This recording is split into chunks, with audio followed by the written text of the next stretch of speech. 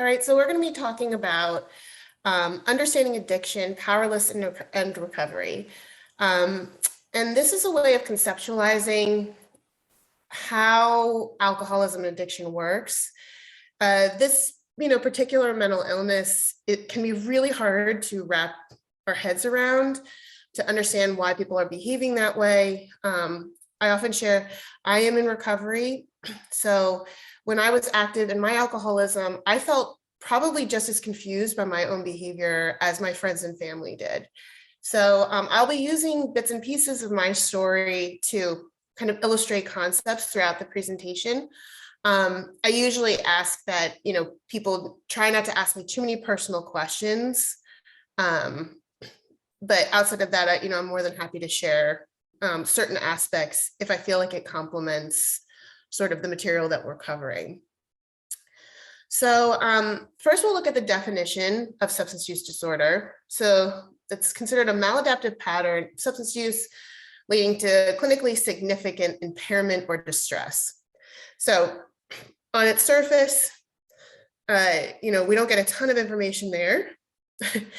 And can still feel like really confused when we're watching someone we love and care about, someone who we might view as intelligent or strong-willed, empathetic, loving, seeming to choose substances over themselves in relationships and careers over and over and over again. So part of what I am going to try and do through this talk is to help you understand the experience of the addictive alcoholic and how we get trapped in that cycle of addiction, and why it is so hard to get out of it once you're stuck in it. Now, before we dive into that, I usually like to start by giving a little bit of context or history. So alcoholism and addiction, I will be using those words interchangeably. I'm talking about the same disease. I'm talking about substance use disorder. So this has been in existence throughout human history. So addiction and alcoholism, these are not new phenomenon. Since alcohol has been around, alcoholism has been around, which means there's been people who cannot leave it alone, regardless of the consequences or the desire to stop. Something interesting about alcoholism is it's always been very difficult to treat. In fact, prior to the 1940s, there really wasn't effective drug and alcohol treatment out there. So if you were diagnosed with alcoholism, in the medical community, you were considered doomed by a lot of medical professionals because they so rarely saw people recover from alcoholism or addiction. Part of the reason why alcoholism is so difficult to treat, outside of once someone is within the cycle of addiction, it becomes very hard to stop. But once someone does stop, if they're able to, for a period of time, we could say days, months, weeks, sometimes even years, if you're able to stop. During that period of time, the individual is frequently referred to as a dry drunk. And if you haven't heard that term before, what that describes is a person who was able to put down their substance, but all the other behaviors are still in place. So we would say they're like white knuckling, or kind of like battling themselves through the day, every day, to not pick up a substance. So someone who's dry drunk, usually pretty grumpy or irritable or unhappy, often struggling with other addictive behaviors.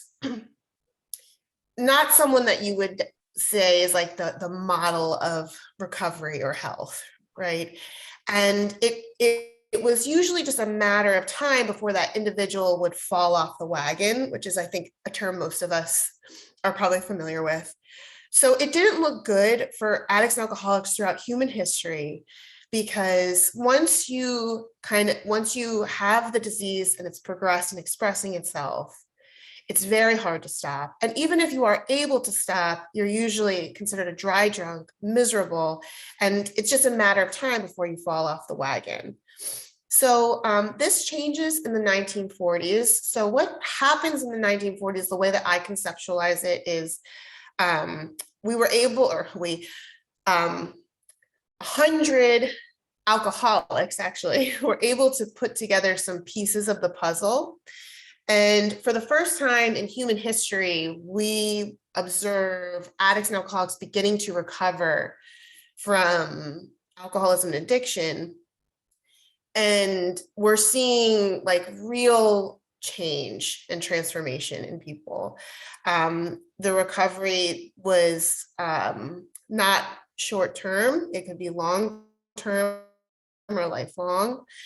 And what some of the things that we see in this group of 100 addicts and alcoholics is they were saying that they could help others to achieve recovery as well. So it was a really big deal. We got 100 addicts and alcoholics who seemed to have escaped alcoholism and addiction, or at least recovered from alcoholism and addiction, saying they had a way or a path, a means to do it, that they were going to try to pass along to others if they were interested.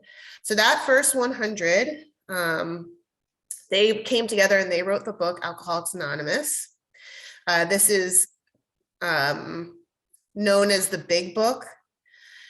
Some of you might have maybe are more familiar with that term. But what the book is it's more than 100 men and women who have recovered from a seemingly hopeless state of mind and body. To show other alcoholics precisely how we recovered is the main purpose of this book. So they wrote this book as like an instruction manual for how to recover from alcoholism and addiction. And this was, at least the way that I view it, kind of the birth of the ability and the movement in recovery and the possibility to recover from alcoholism and addiction. And some things that, that they were able to capture in the program of recovery were in the way I view it, as three pretty critical aspects that you really generally need in order to escape the cycle of addiction. So they talked about through the process of recovery through Alcoholics Anonymous, there is a process of continued treatment. So like ongoing working with other alcoholics, ongoing meeting attendance, continued growth, which is really important. It also has shame reduction. So being able to talk, especially with other addicts and alcoholics, about your experience with alcoholism and addiction is very important in recovery. And third, there's a real embracing of the diagnosis, or an embracing of powerlessness. And so being able to understand what alcoholism and addiction is and what it is that you are up against is huge in being able to treat it and move on from it. And so unfortunately, like throughout history, and I think still today, many people do not understand what alcoholism addiction is, does not embrace the diagnosis or embrace powerlessness, will be therefore pretty resistant to the abstinent model. And it really does make it hard to treat. If you don't understand it, it's very hard to treat. So the model of addiction that I'm going to be presenting should generally explain the patterns of anyone who has experienced substance use disorder throughout history. And the way that I do this is by describing it as a two-part disease. And so the first part that I talk about is physical. So the body of an addict or an alcoholic, okay, is going to have a different physical reaction to drugs and alcohol than the body of a non-addict, non-alcoholic. And we see evidence of this different physical reaction when an addict or an alcoholic takes their first drink or their first drug. Now, I'm not talking about the first drink or the first drug that someone would take as like a teenager or as a young adult or whatever. I'm talking about the first drink or the first drug that someone takes on a clean system. So the first drink of the day, the first hit of the weekend, okay, the first use after 6 months clean and sober. When we're introducing a chemical into what was a clean system, what we're going to see happen in the body of an addict or an alcoholic is they're going to have an acute physical craving for more that will surpass mental control. Now, this is described in the literature as a craving. Okay, so when an addict or an alcoholic puts a chemical into their body, something awakens inside of them and it wants more. this is one of the telltale signs that someone has alcoholism or addiction, is that once you have one, you generally want more. So it's very like unsatisfying to stop after you've had one drink or one hit, for example. So it's a different reaction to drugs and alcohol than a non-addict, non-alcoholic. And again, this is described in the literature as a craving. So this craving, we use the word allergy. Now, this comes from the book Alcoholics Anonymous. This is not like an allergic reaction that someone would go to like an allergist for. So when you hear the word allergy used in like recovery communities, what they're describing is an abnormal reaction to a common substance. Okay, so drugs and alcohol are common substances. Most people drink alcohol and enjoy it. Many people will abuse drugs or alcohol at some point in their life. And many people experiment with other substances as well and enjoy those too. But an addict or an alcoholic is going to have an abnormal reaction to this common substance. And the best way that I can describe this is I usually talk about when I would talk to my friends in college who partied with me in college and ask them what it felt like for them to drink alcohol or to use substances. And so, you know, when I would ask my one friend in particular, she said that when she drank, she felt a little funny, a little out of control, a little weird, not like herself, goofy, less inhibited. And then the more she drank, she would say more out of control, weird, not herself, and then like nauseous, confused, or tired. Okay. And that was not the reaction that I was having to alcohol. Okay. So to say that alcohol was a pleasurable experience when I drank would be a pretty significant understatement. When I drank alcohol, it felt like my mind expanded. I felt like I could think clearly. I felt like I was connecting to people and places and things. I felt more in control, more empowered, more right and normal than I did when I was sober. So when a non-alcoholic drinks alcohol, they feel intoxicated. But when an alcoholic drinks alcohol, they feel corrected. And that's an abnormal reaction to a common substance. Dr. William Silkworth, who wrote the foreword in the book, Alcoholics Anonymous, this man was Bill Wilson's doctor. And Bill Wilson, if you don't know, was one of the co-founders of Alcoholics Anonymous. And so Dr. William Silkworth famously wrote that they, meaning alcoholics, all have one symptom in common. They cannot start drinking without developing the phenomenon of craving. This phenomenon, as we have suggested, may be the manifestation of an allergy, which differentiates these people and sets them apart as a distinct entity. It has never been by any treatment with which we are familiar permanently eradicated. The only relief we have to suggest is entire abstinence. Okay, so there's 4 important points here in this paragraph. So he talks about the phenomenon of craving and kind of coins that term. You may hear that in recovery circles, the phenomenon of craving. What they're talking about is this physical thing that happens when you have started drinking or using. The phenomenon of craving, something awakens inside of you and it wants more. This phenomenon, as we suggested, may be the manifestation of an allergy. It makes addicts and alcoholics distinct entities, which means we are different than our non-addict, non-alcoholic counterparts. And the only relief is entire abstinence. So it's very hard if you have substance use disorder and it's progressed to moderate your drug and alcohol use. And generally, the best route to recovery is through entire abstinence from mood altering substances, which I'll get into a little bit later in the presentation. So here we start, and by start, I mean you put a drink or a drug into your body, and that will activate the allergy, so the abnormal reaction to a common substance, the phenomenon of craving. So you put a drink or a drug into your body, something awakens in you and it wants more, okay?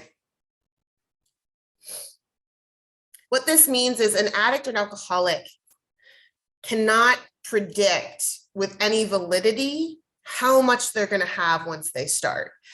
So if you're able to say, all right, I'm gonna go out to dinner with my friends, I'm gonna have 2 glasses of wine and that's it. And you can predict with validity that most of the time that you say, I'm gonna have 1 or 2 drinks, that's how much you have. That's a good indicator, right? That you're not experiencing this phenomenon of craving. If, however, when you go out to drink with friends, whether that's once a week or if that's once a year, you say, okay, I'm gonna try to have like 1 or 2 drinks, and either that's very hard to do, or you don't know if you're only gonna have 1 or 2 drinks. You can't predict with validity how much you're gonna have once you start. That would be a red flag. It doesn't necessarily mean that you are an addict or an alcoholic, but it's definitely something you wanna be mindful of if you can't predict how much you're gonna have when you start. Okay, and so again, we're gonna look at this chart. So a non-addict, we're gonna review this by looking at this chart. So a non-addict, non-alcoholic, when you first put a drink or a drug into your body, so let's imagine, you know, I'm assuming probably most people have had a glass of wine at some point in their life, as long as everyone in here is over 21. So let's say you have 1 glass of wine, you take your first sip, and try to imagine what that experience is like for your body. Most people would describe a pleasurable feeling, I think, or a warm feeling, and perhaps like a feeling of like inhibitions going down. So like maybe a little more social. As you drink more, so maybe as you finish your glass of wine or have another, you might start feeling a little out of control, confused, disconnected, tired, weird, just like not yourself. Okay, maybe a little goofy. Now, some people enjoy that feeling of being like out of control or inebriated. I can tell you, I don't think I would like that feeling. I don't like feeling out of control. I don't think I'd like feeling inebriated. But I understand some people do enjoy that, or at least maybe when they're in college, they like it. All right, so then let's look over at an alcoholic or an addict. So at first, so when you put a chemical into your body, so that I can say like the first sip even, you're noticing this awakening, okay? And that's the best way I can describe it. It really does feel like something's waking up and it wants more. It's a very pleasurable, almost euphoric feeling, especially in the early stages of alcoholism or addiction.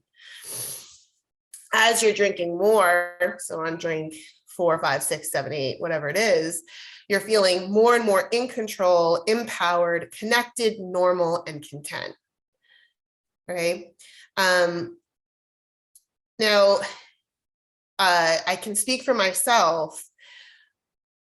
When I was in the early stages of alcoholism, I would often like drink before exams, okay? Because I felt like I could think clearer after having had a couple shots. I didn't think much of this, but now knowing what I know, right, that's an abnormal reaction to alcohol. Like you really shouldn't be able to think clearer after a few shots of alcohol.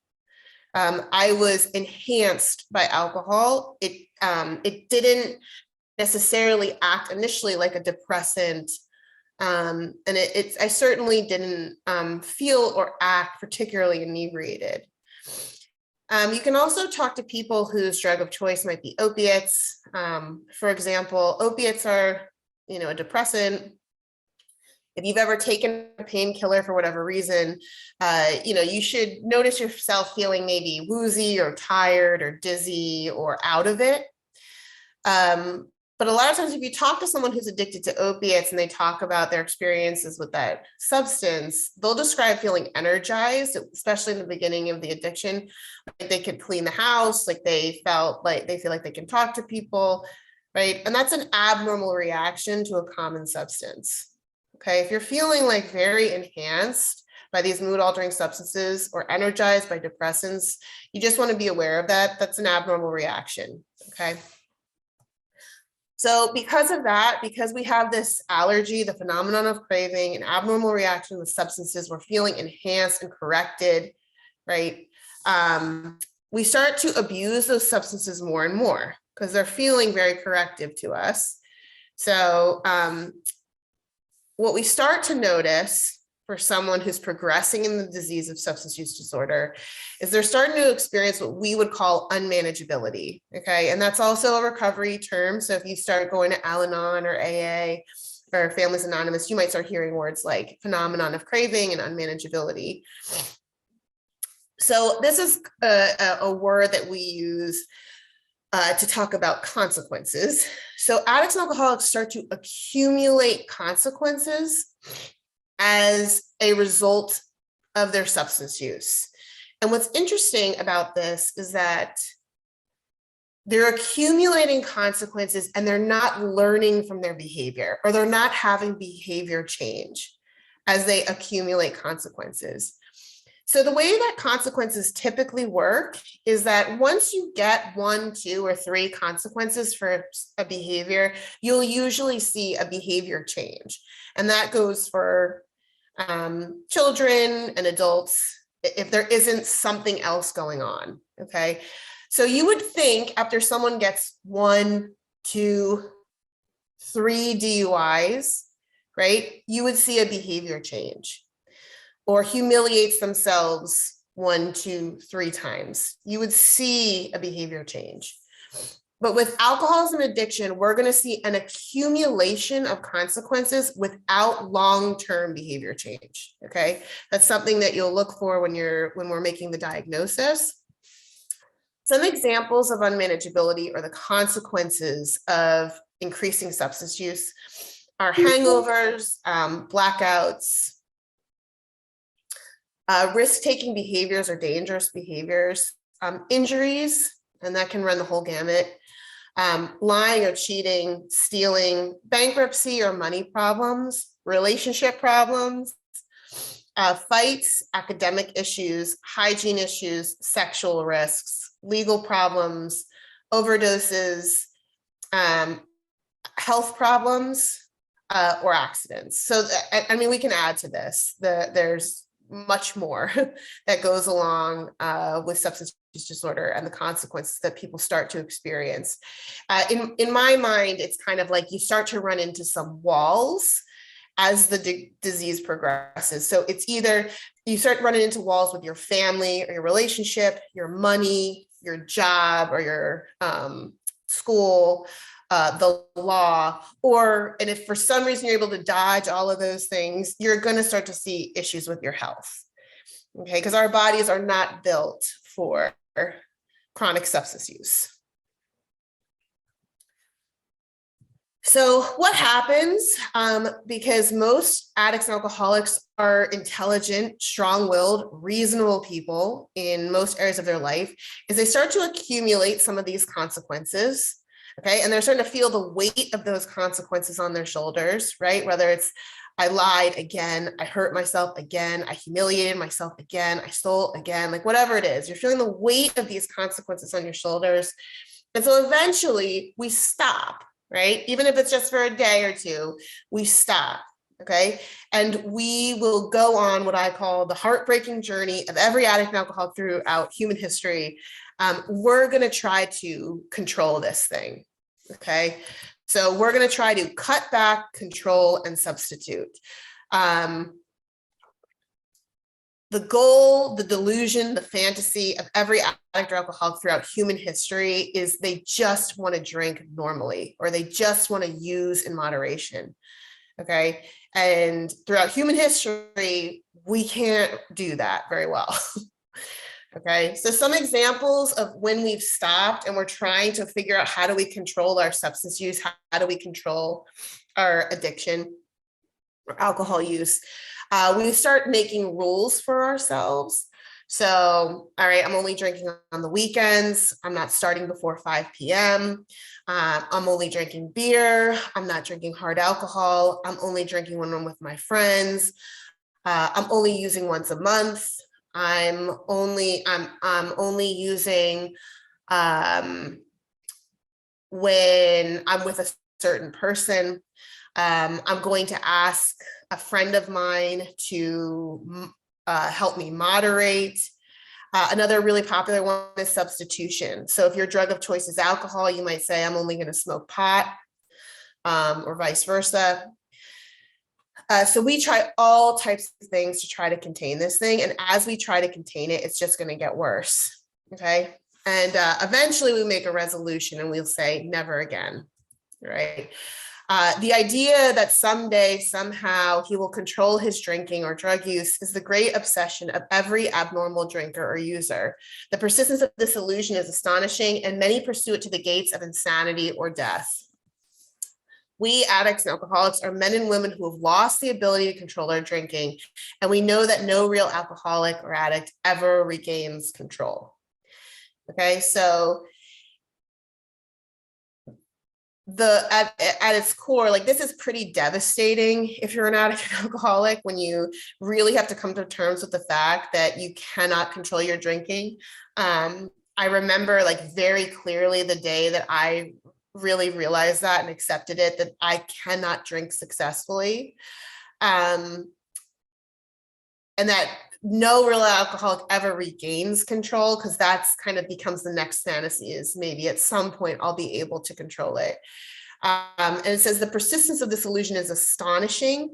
So this is the kind of the name of the game for most people who are struggling with alcoholism and addiction, is trying to figure out a way to become a normal drinker again, or a normal user again. And it's a dangerous game. So again, we're trying to regain control. We try to cut back, substitute, and eventually, through enough failed attempts, most addicts and alcoholics will make a resolution, even if it's just for like a day or an hour, and we'll say, I give up, never again, okay? And even when we make that resolution, so we have stopped, we're feeling the weight of those consequences on our shoulders, we've tried to cut back, we've tried to control it, we've tried to substitute, we make the decision that I never want to use again.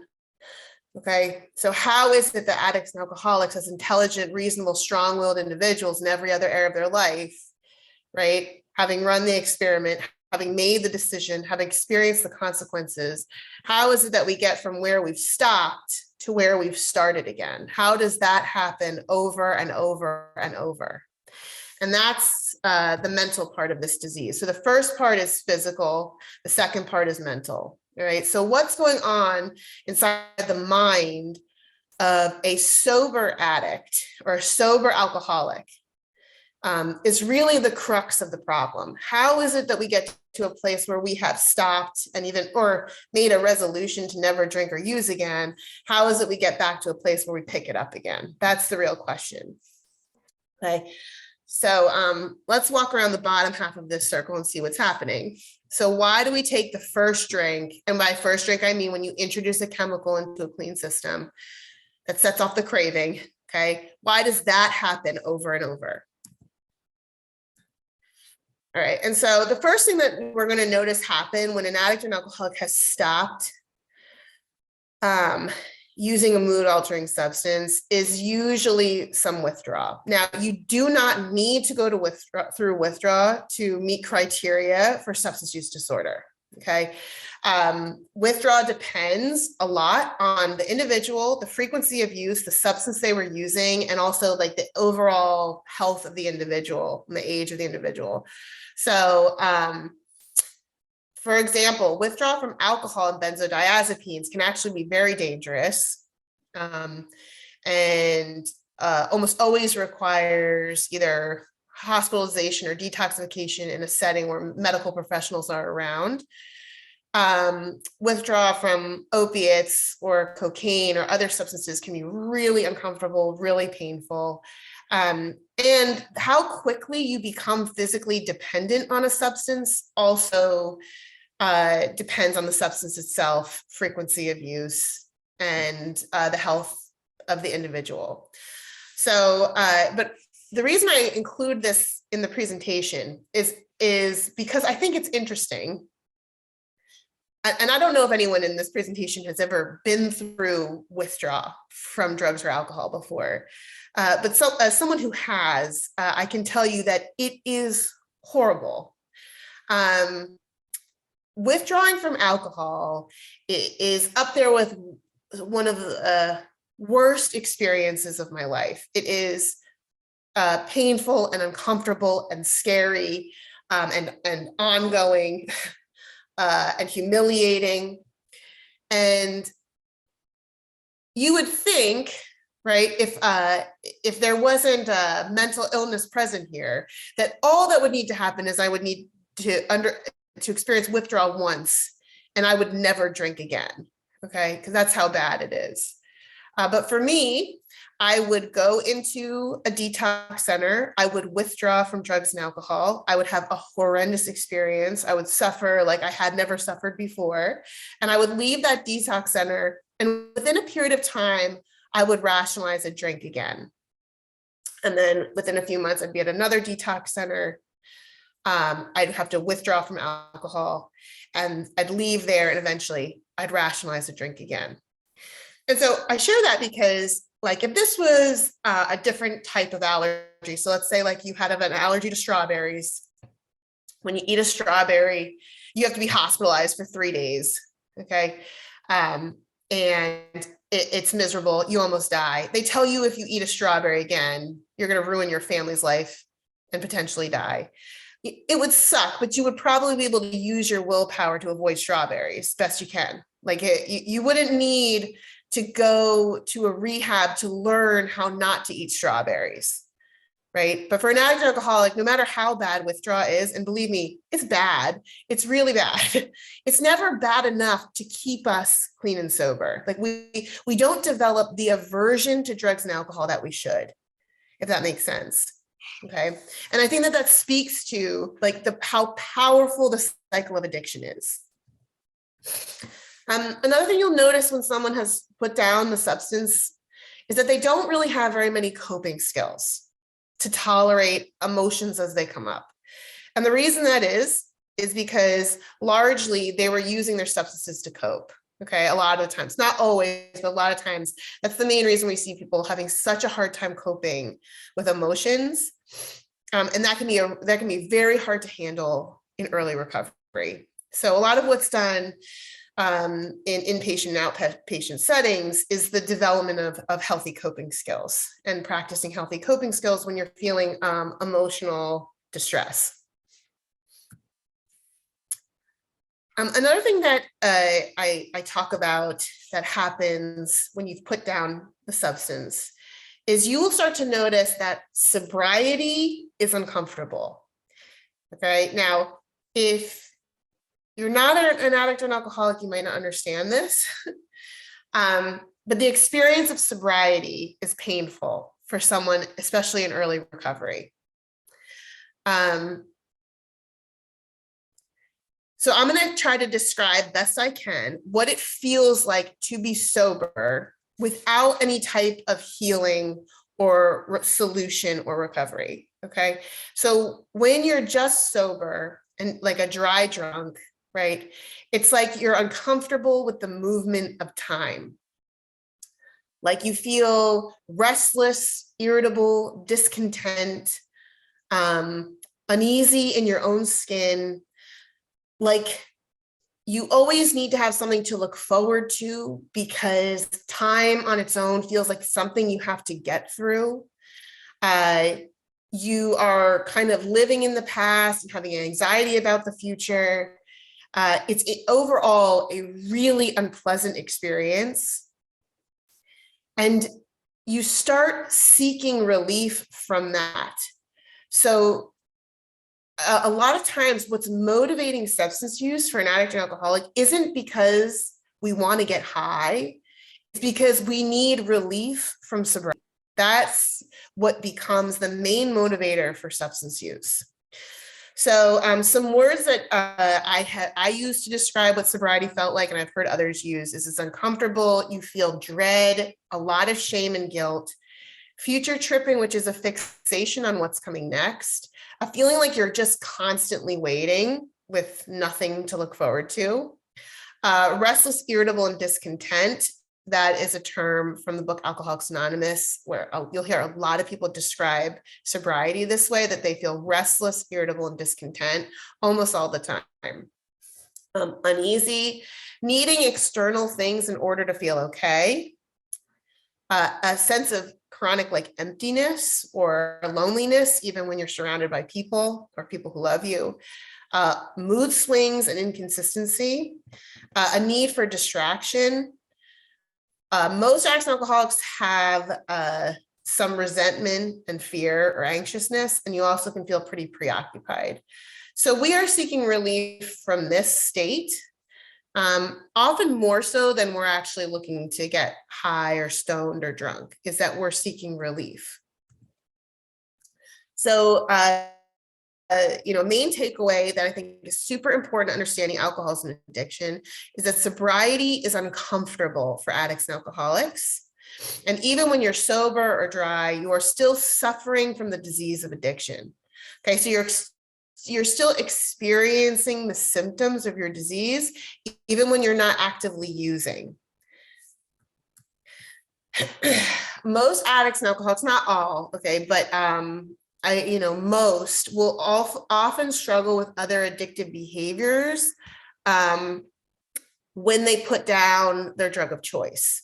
So some examples of that are going to be working, gambling, shopping, sex, sometimes cutting or self-injury, binging, purging, pornography, shoplifting, exercising, dieting or restricting, gaming, unhealthy or toxic relationships, and spending. So this is we can add to this list as well. But again, this slide is titled Seeking Relief from Sobriety. These are things that can give people a feeling of high or being in control. And these behaviors can kind of take on a life of their own, meaning they can start to become addictions themselves. Now, does this mean that if you are diagnosed with alcoholism, you can never gamble or you shouldn't exercise or something like that? No. But it is kind of, just something to be aware of, that if you're not treating your disease, addicts and alcoholics will often seek escape through other means and can become obsessive around that behavior or secretive around that behavior. It can really take on a life of its own. So a lot of times what we'll see happen, for example, is somebody puts down the drink or the drug, white knuckling it, trying as hard as they can not to pick it up again. And then they'll have an eating disorder, right? And then they'll start to suffer so much in that eating disorder that they'll relapse back in substances, or they'll start gambling and they'll suffer so much with the gambling that leads back to the substances. Another thing you'll see happen when someone puts on the drink or the drug is obsessions and glamorization. So a newly sober addict or alcoholic is going to be thinking about drinking and drugging a lot. And that's not just if they're in rehab talking about it all the time, or if that meeting's talking about it, like that will happen on its own. You're going to be thinking about it. You're going to be seeing, kind of like noticing it everywhere. And you also glamorize it, which I think is pretty fascinating, at least like when I think about my own experience with this. So I was an alcoholic. My alcoholism progressed relatively quickly. So I do not have too many glamorous experiences with alcohol, outside of maybe my like first few encounters with it. it was most of the time I overdid it. I embarrassed myself. Felt filled with a ton of regret, and I would cry myself to sleep. Okay, that was it was not cool. And when I was newly sober, I would glamorize drug and alcohol use. So I would fixate on, we'll say like the 3 times I had a nice encounter with alcohol. 3 times I drank out of a fancy glass. 3 times I had a nice evening. 3 times I didn't overdo it. Right. But I would push out of my mind so easily, like the hundreds of times I had a terrible experience with alcohol, where I was sick and embarrassed and miserable. Right. When I'm newly sober, it's very easy for me to access the memories of relief and the romanticized ideas around alcohol, and very easy for me to forget how bad it gets for me. Okay. We are unable at certain times to bring into our consciousness with sufficient force the memory of suffering and humiliation of even a week or a month ago. We are without defense against the first drink. So I can't rely on my brain. I can't rely on my memories to keep me sober. That's what this means. And if you can really just take a second to understand that and what that would feel like to a person, that like the organ that I use to think with is diseased. I cannot trust my brain to keep me sober because I can't bring to my consciousness with enough force an accurate memory of suffering. Okay, so I don't have like a consistent intellectual defense against the first drink. Okay, so the mind of a newly sober actor alcoholic, again, we're experiencing a lot of unpleasant emotions with a lack of coping skills. We're uncomfortable with the movement of time, uncomfortable in our own skin, uncomfortable sober, often struggling with other compulsive or addictive behaviors, full of resentment and fear, struggling with obsessions or mental cravings, dealing with preoccupation and glamorization, and also dealing with what we call the addictive voice. Okay, so what that is it's a part of the mind that is like relentlessly firing out reasons, excuses, and justifications to pick up and drink again or to pick up and use again. And it can be sometimes like all day long. Okay. Some examples of that is it will be different this time. It wasn't so bad. I can just have one. I deserve a drink, or I deserve a pill. I can control it this time. Well, I'm not as bad as my friend so-and-so. I'm not as bad as that other guy at the bar. Nobody gets it. Nobody understands. Self-pity, poor me, like, I need a drink. A very common one is there's no point, or I don't care. I can handle it. I can do it. Tomorrow I'll stop. Okay. Or next week I'll stop. This is impossible. There's no point in trying. I can get away with this. Nobody will know. And it's not a disease. Okay. So, it's just, I just got to figure out how to control it. It's not really a mental illness. Or, I'm just really sad. It's not alcoholism. It's not addiction. So these are examples of the way that the addictive voice will speak to us very loudly. Okay. And so what the experience of that is like you're at war with yourself, sometimes 24/7, you're at war with yourself, where there's a part of your brain that's trying to rationalize a drink or a drug very badly, and a part of your brain that's trying to hold the line. Okay, so the addictive voice is this curious mental phenomenon that parallel with our sound reasoning. There inevitably ran some insanely trivial excuse for taking the first drink. Our sound reasoning fails to hold us in check, and the insane idea wins out. So what that means is parallel with like if you have 100 reasons not to drink or use, and you have, the experience to prove it, that you can't drink or use successfully, parallel with your sound reasoning, there inevitably ran one trivial excuse. So one dumb idea. I can control it. It's not a disease. I'm not as bad as my friends, whatever it is. Our sound reasoning fails to hold us in check, and the insane idea wins out. All right. So again, this is highlighting, this is the pickle that you're in as an addict or an alcoholic, right? You cannot bring to your brain with sufficient force the memory of suffering, okay? And you also can't trust the hundreds of reasons you have not to drink or use again, because all you need is one dumb idea. And eventually that dumb idea will trump your hundreds of good ones. Okay, so it really is this feeling of like you can't trust your brain to keep you sober. So we have no effective mental defense against the first drink. Willpower and self-knowledge will not help in those strange mental blank spots. Okay. So here we go. We take the first sip, the first hit, the first pill. It activates the phenomenon of craving. We start abusing the substances more and more, experience some unmanageability. So we stop. But when we stop, sobriety is uncomfortable. We're obsessing. We're experiencing all these emotions with a lack of coping skills. And we have the addictive voice and this war happening within our brain. The curious mental phenomenon. Eventually, the dam breaks and we rationalize a drink or a drug again. Sometimes, like almost not even consciously, we'll rationalize a drink or a drug again.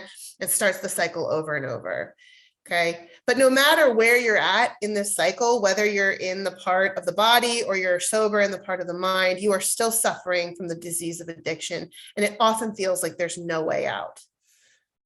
And so when we use the word powerlessness, this is what we're describing. We're describing being trapped in the cycle between the mind and the body of addiction. Powerlessness is a loaded word. So I think it's really important that when we're using this word in recovery, we're clear about what we mean, okay? So when I talk about powerlessness, I'm talking about a body that can't tolerate drugs and alcohol and a mind that cannot stay clean and sober, okay?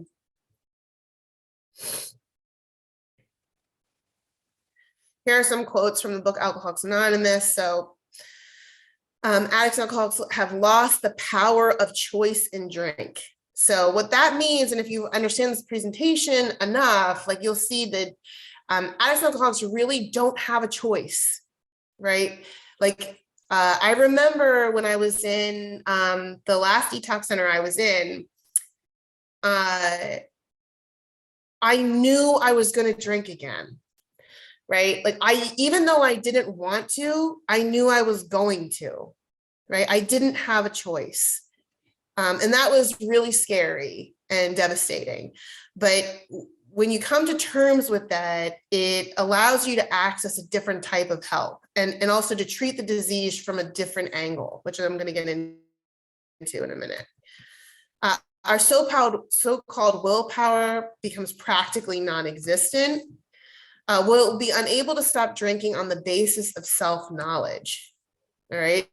So you cannot trust your brain to keep you sober. The organ you use to think with is diseased. This is what it means to be powerless over drugs and alcohol. All right. So what does not work? We're going to talk about what does work, but let's start with what doesn't. Willpower. Okay. Most of the addicts and alcoholics that I've encountered are actually pretty strong-willed people in all the other areas of their life. But willpower, you can't will yourself to be a non-alcoholic, okay? Just like you can't will yourself to not have depression, right?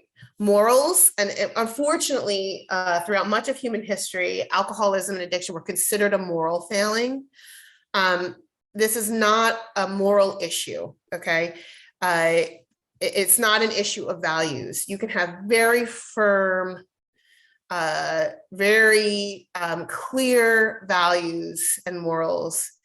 And that is not going to change the fact that you have alcohol, you can get alcoholism or addiction, right? Just like it wouldn't change the fact of you getting any other type of disease or mental illness.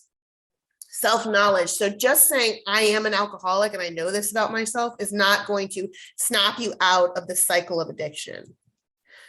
promises to friends and family or promises to yourself, losses,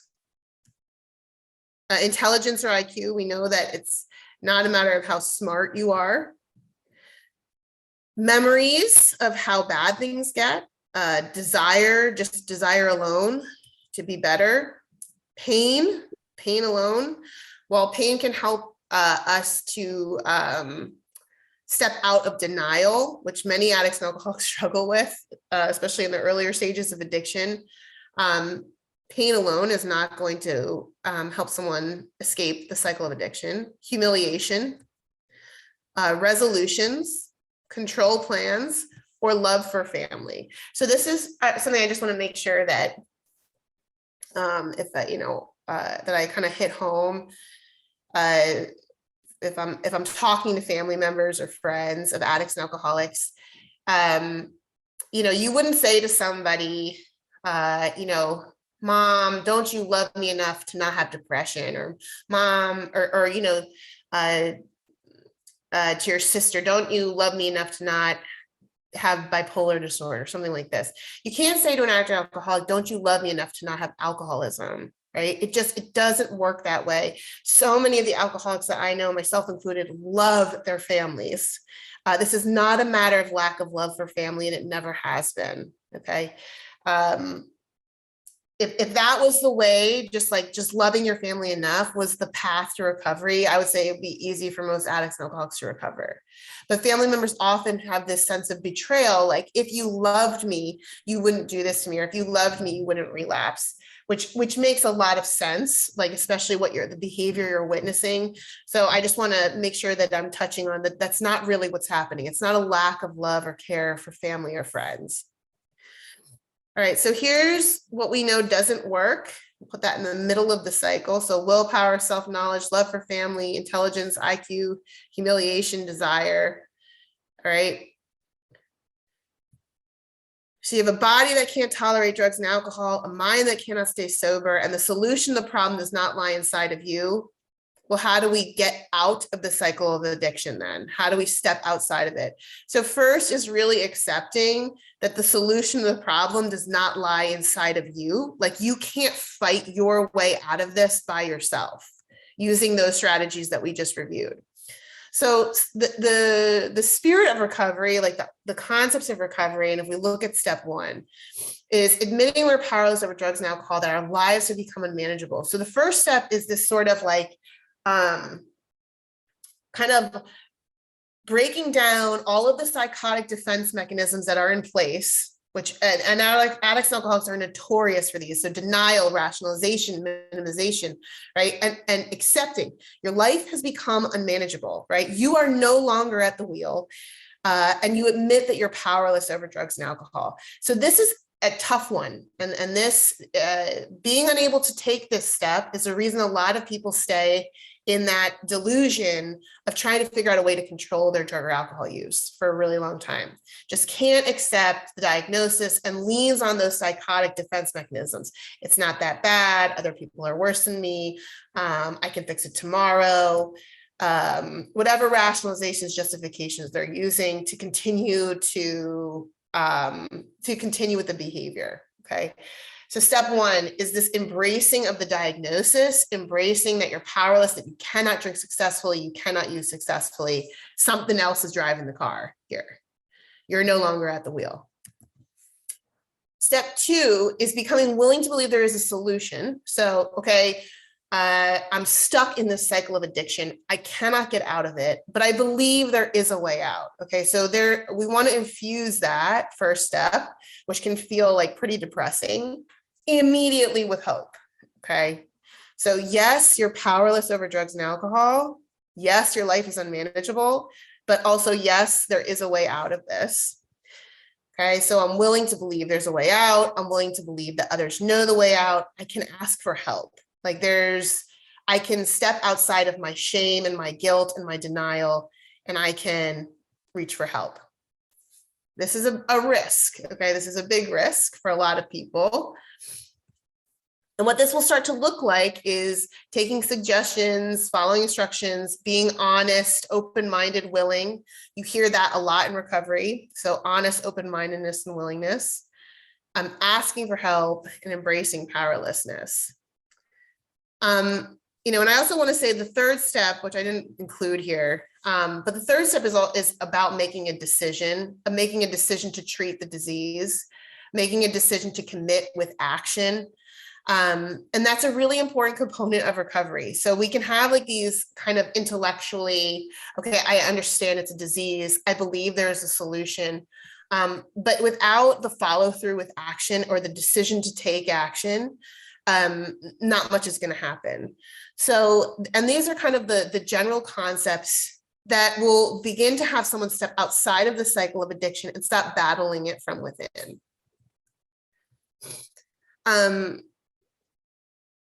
To end, and I know I'm sure some of you are familiar with this. It's the serenity prayer that is really common in recovery. So it's grant me the serenity to accept the things I cannot change. So I have a body that can't tolerate drugs and alcohol, a mind that cannot stay sober, and the solution to this problem does not lie inside of me. The courage to change the things I can. So accepting diagnosis, accepting that I'm powerless, accepting that there is a solution, and making a decision. Okay, those are the things you can change, and the wisdom to know the difference.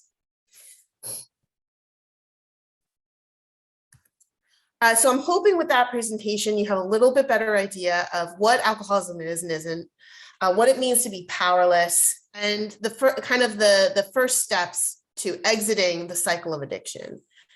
I will go ahead and stop sharing my screen.